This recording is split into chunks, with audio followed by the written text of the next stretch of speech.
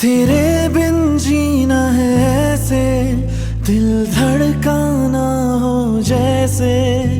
ये इश्क है क्या दुनिया को, हम समझाए कैसे। हसरत उन गुंचों पे जो बिन खुले मुरझा गए। अस्सलाम वालेकुम पाकिस्तान। जैसे कि आप बर्ड्स को देख रहे हैं, छोटे बच्चे हैं और मरे हुए नज़र आ रहे हैं आपको।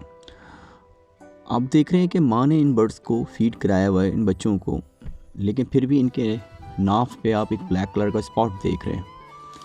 ये स्पॉट क्यों पड़ता है और स्पेशली रेड आई बर्ड्स के बच्चों को ही क्यों पड़ता है? क्यों ये अर्ली स्टेज पे ही मर जाते हैं? इसको हम इस तरह देखते हैं, जैसे कि आप देख रहे हैं कि एक छोटा बच्चा है 7 मंथ का, जिस तरह पैदा हुआ है। इंसानों के बच्चे जो कि अर्ली पैदा हो जाते हैं वक्त से पहले, उनको हम इंक्यूबेटर में रखते हैं क्योंकि इनके ऑर्गन्स इतने वीक होते हैं कि ना ये खुद से सांस ले सकते हैं और ना खुद से खा सकते हैं। तो इसलिए उनको इंक्यूबेटर में रखा जाता है ताकि वो बड़े हों और अपने ऑर्गन्स जो भी हैं उनके अच्छे से डेवलप हो जाएं और फिर वो खुद से खा पी सकें। अब आ जाते हैं इन बर्ड्स के ऊपर। बहुत सारे लोग इस टाइप के बर्ड्स को पोलियो वायरस और भी बहुत सारे नाम देते हैं। मेरा मानना यह है कि ये रेड आई बर्ड बेसिकली इतना वीक ब्लड लाइन होता है कि ये जैसे जैसे स्टार्टिंग में पैदा तो हो जाता है बच्चा, लेकिन जैसे जैसे इसकी ग्रोथ बढ़ती जाती है, ऑर्गन्स जो कि बहुत वीक होते हैं वो काम करना बंद कर देते हैं या बहुत स्लोली वर्क करते हैं। जैसे कि आप इस बच्चे को देख रहे हैं, इसके ब्लैक स्पॉट पड़ा हुआ है। ये इस चीज़ की निशानी है कि इसके स्टमक ने, इसके मैदे ने वो डाइट जो माँ ने दी थी हज़म नहीं की और वो डाइट पेट में जाके, मैदे में जाके ख़राब हुई, सड़ना शुरू हुए अमल, और वो बर्ड एक्सपायर हो गया। तो इस टाइप के बर्ड्स को एक्सपायर होने से बचाने के लिए हमें बेसिक क्या करना होगा जिसकी वजह से ये मोर्टेलिटी रेशो कम हो, क्योंकि रेड आई बर्ड वैसे ही इतना वीक होता है कि इसमें जितनी वर्किंग की जाए कम होती है। और आप लोग डेली बेसिस पे देखते होंगे कि हर तरफ पोस्ट लग रही होती है, रेड आई बर्ड एक्सपायर हो रहे हैं, रेड आई बर्ड एक्सपायर हो रहे हैं। तो रेड आई बर्ड एक्सपायर होते इसलिए हैं कि वो कमज़ोर ब्लड लाइन होती है। अब हमें करना क्या है इसके लिए? हमें करना ये है कि हम स्पेशली जो रेड आई के बच्चे लेते हैं अपने लिए और अपनी एवरी के लिए, नेक्स्ट ईयर के लिए, वो बेस्ट ब्लड लाइन के बच्चे होना चाहिए। ऑर्गेनिक डाइट पे पले हुए बच्चे होना चाहिए। मैं ये ऑर्गेनिक बात इसलिए बार बार करता हूँ, फॉर एग्ज़ाम्पल आपने किसी ऐसी जगह से बर्ड लिए जो कि बहुत महंगे मल्टी वाइटामिन यूज़ कराते हैं इम्पोर्टेड, लेकिन जब वो बर्ड्स किसी और जगह जाते हैं और वो ऑर्गेनिक डाइट पे या आम डाइट पे बाल रहे होते हैं तो वो बच्चे वीक हो जाते हैं, क्योंकि पहले ही उनको एस्ट्रॉइड और हैवी डोजेस की आदत पड़ी हुई होती है। तो इसलिए वो उनका इम्यून सिस्टम तो वर्क करना या तो कम कर देता है या आहिस्ता आहिस्ता वो बिल्कुल ही फारिग हो जाता है। इसलिए हम बार बार फोकस करते हैं कि ऑर्गेनिक डाइट पे जाएं, जो कि देना आसान है, लेना आसान है और इसका इम्यून सिस्टम तगड़ा होता है। एक नंबर 1। नंबर 2, आपने जब भी ब्रीड करानी रेड आई बर्ड्स को 1 साल से पहले किसी सूरत ब्रीड नहीं करानी।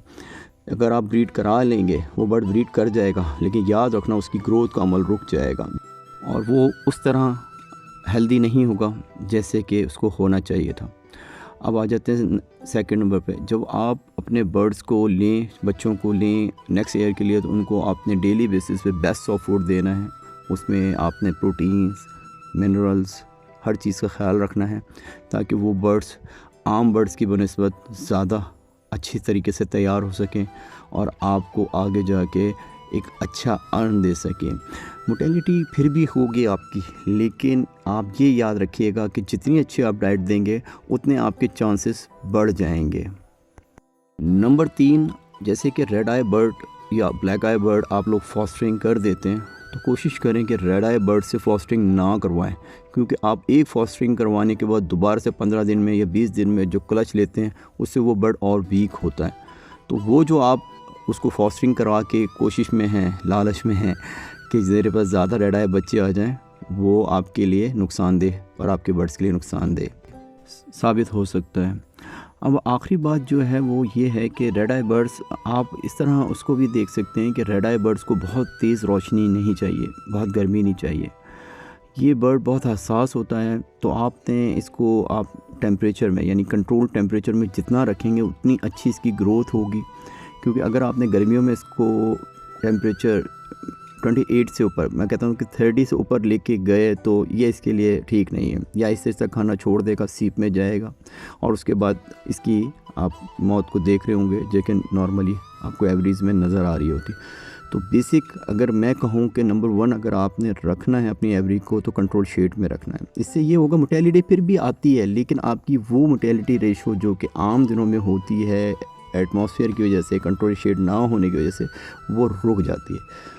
तो ये कुछ टिप्स थी कि हम इंसान सिर्फ कोशिश कर सकते हैं और रिज़ल्ट अल्लाह के हाथ में हमेशा है और रहेगा, लेकिन अल्लाह कोशिश को पसंद करता है।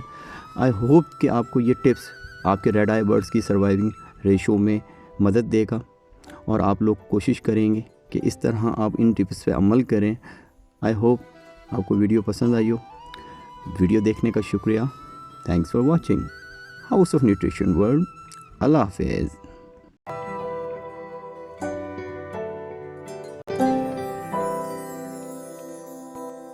तेरे बिन जीना है ऐसे, दिल धड़काना हो जैसे।